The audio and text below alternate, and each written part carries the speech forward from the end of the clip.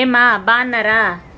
ఇది చూసి చలికాలం అనుకుంటున్నారు కదా, కాదు ఎండాకాలం. ఇప్పుడు ఇడ పొద్దున్నేమో మేము నిద్ర లేచినప్పుడు బాగా ఎండగుండా 11 గంటల వరకు. అది అయిపోయినాకేమో చాలా గాలులు వచ్చాయి, చాలా విపరీతంగా గాలులు వచ్చేసినాయి మధ్యాహ్నం అంతా. మళ్ళీ ఇప్పుడు సాయంత్రం అయింది, ఇప్పుడేమో వర్షం పడింది. ఇట్లుంది చూడండి, చల్లగా ఏదో పొగమని చేసుకుంది మొత్తము.